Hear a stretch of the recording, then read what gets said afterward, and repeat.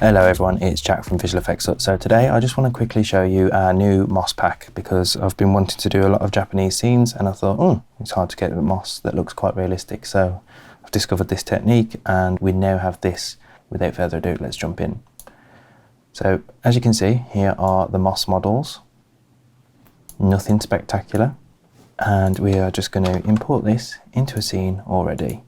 So we've got these lovely steps from Quixel, but we want to scatter some moss on there. So first we just want to go to Objects and create a scatter. We want to put all of our moss collection in that scatter. And then our stairs, we just want to change the scatter to surface and add our stairs into this surface. So now we can see it's starting to scatter loads. So if we just go in, we can start to see that it looks quite terrible. So what we need to do, because this is kind of like a microscopic little thing, so we need to first add a bit of random variance. So we'll do that by going into Effectors and add a bit of randomness. And we don't necessarily want to position, but we do want the rotation just a little bit. Let's just make sure we're not doing it the wrong way. Let's drop that random effector in there, and then let's just play with that to make sure it's not going crazy. And then we do want a little bit of variation on the scale as well.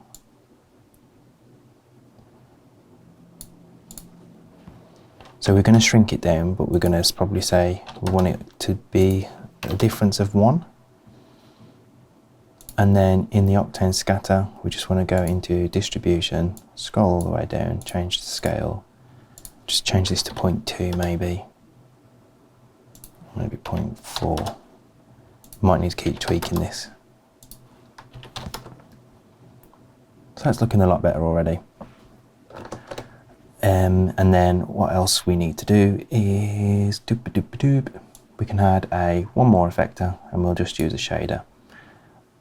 So for this we will crank up the amount of moss, so just add an extra 0 onto that so we can see what's going on. Zoom out a little. Actually, let's add another 0.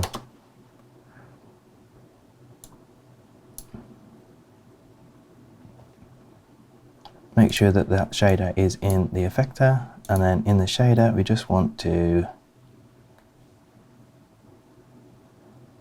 again scale and potentially rotation. And you just want to do a noise, a general noise. So this is quite useful now, because if you don't want to paint on a vertex map, and say if this is all under shadowed area, then you could put it on everything and just have chunks, which we could do this by jumping into the noise, adding more contrast, clipping the low and clipping the high, so we have slightly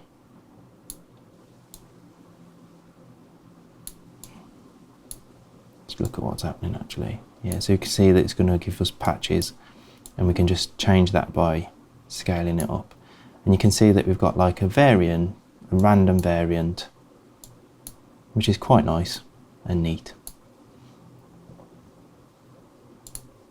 If you was going for this, and then you can quickly just play with these settings as well to try and get a little bit of a mix between the two if you like that.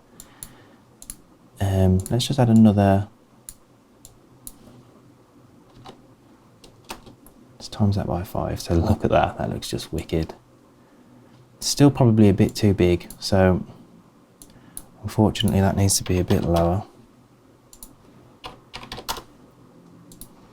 What really sells this as well is the transmission. That really makes the moss look realistic. So what we want to do now is I just want to quickly show you how we can get this distributed in like some shadowy areas. So we just need to create a vertex map on our stairs.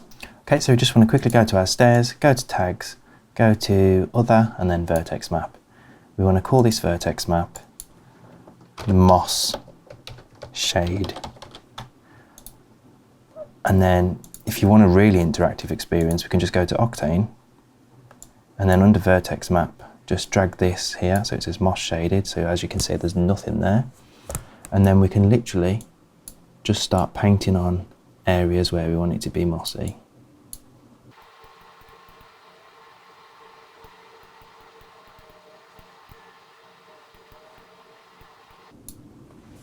Weird glitch then. And then the other thing that's quite nice is we can go in and like create, if you put the shading on, you'll be able to see the actual geometry, so you can do like little triangle shapes and just reduce this brush size so it comes down.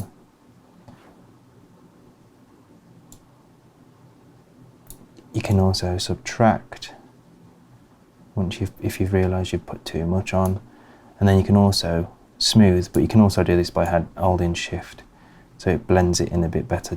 Obviously it depends on the noise that you've got, because the noise is quite chunky at the moment. But that shows how you can get moss onto any surface that you would like. So hopefully you found this useful, and I will catch you on the next one.